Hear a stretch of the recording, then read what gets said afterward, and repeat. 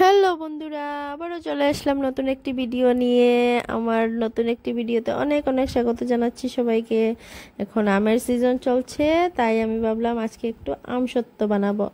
আমসত্ত্ব বানানোর জন্য এখানে আমি অনেকগুলো আম ভালো করে ধুয়ে কেটে নিয়েছি। সবগুলো আমই কেটে নিয়েছি। আর দেখতে পাচ্ছেন অনেক বড় বড় সাইজের আমগুলো নিয়েছি আমি। এগুলো ভালোভাবে ব্লেন্ড হয়ে যায়। আর আমগুলোকে আমি এখন ছোট ছোট পিস করে একটা সাইজ মতো কেটে নেব। এখানে দেখতে পাচ্ছেন যে আমি আমগুলোকে আটিয়ে আলাদা করে আর সবগুলো আমকে ছোট ছোট সাইজে কেটে নিয়েছি। এখন কেটে নেওয়ার পর এই আমগুলোকে সব আমি একটা কড়াইতে জাল দেব চিনি দিয়ে। এখানে আমি কড়াইতে চিনি দিয়ে দিয়েছি 1 কাপের মতন। আপনারা চাইলে কম বেশি দিতে পারবেন, আম অনুযায়ী আপনারা দিবেন। আম যতটুকু হবে অতটুকু চিনি আপনারা ইউজ করবেন। এখানে আমি 1 কাপ চিনি দিয়েছি। এখন চিনিটাকে ভালো করে নাড়াচাড়া করে আমি চিনিটাকে পুরো একদম যত সময় না চিনিটা পুরো গলে যাচ্ছে ততক্ষণ আমি নাড়াতেই থাকবো। এদিকে আমার আমগুলোকে হালকা ম্যাশ করে নেব। আমি একটা ম্যাশারের সাহায্যে আমি হালকা ম্যাশ করে দেব আমগুলোকে তাড়াতাড়ি, তাহলে চিনির সাথে মিশে যাবে।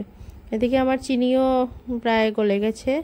এখন আমি কি করব, আমগুলোকে আস্তে আস্তে চিনিতে দিয়ে দেব। এখন দেখতেই পাচ্ছেন এদিকে আমগুলোকে আমি দিয়ে দিয়েছি। আর আমগুলোকে একটু সময় আমি যত সময় না ওটা গরম হয়ে জাল উঠছে, আমগুলো পুরো মেল্ট হয়ে যাচ্ছে, ততক্ষণ আমি এটাকে নাড়াতেই থাকবো। নাড়াচাড়া ভালো করে নাড়াচাড়া করে আমি এটাকে নামিয়ে নেব। এদিকে দেখতে পাচ্ছেন আমার আমগুলো ভালো করে এদিকে মেল্ট হয়ে যাচ্ছে আস্তে আস্তে। তো কী করব, আমি আমগুলোকে এখন ভালো করে নাড়াচাড়া করে, এদিকে আম থেকে জল ছেড়ে দিয়েছে অনেকগুলা, এই জলগুলো আমি কিছুটা নাড়াচাড়া করে শুকিয়ে নেব ভালো করে। আর আজকে আমসত্ত্ব যেহেতু বানাচ্ছি, আমাদের এখানে একদমই রোদ নেই, শুধু বৃষ্টি হচ্ছে 2-3 দিন থেকে। তার জন্য বৃষ্টির জন্য আমি রোদে শুকাতে পারবো না, আমি এটাকে ওভেনে বানাবো। আপনারা চাইলে রোদে শুকাতে পারবেন বা অন্য কোনো পদ্ধতি দিয়েও ফ্যানের নিচেও শুকাতে পারবেন। এখানে আমি আমগুলোকে নিয়ে নিয়েছি, আটুগুলোকে আলাদা করে ভালো করে মিক্সিতে দিয়ে ভালো করে আমি এগুলোকে পেস্ট করে নেব। এদিকে পেস্ট হয়ে গেছে। এখন আমি একটা আমসত্ত্ব এভাবে ওভেনে দিয়ে দেব। ওভেনে দিয়ে আমি একটা টাইমার সেট করে দেব। আর এদিকে দেখতে পাচ্ছেন আমি ওভেনে দিয়ে দিয়েছি।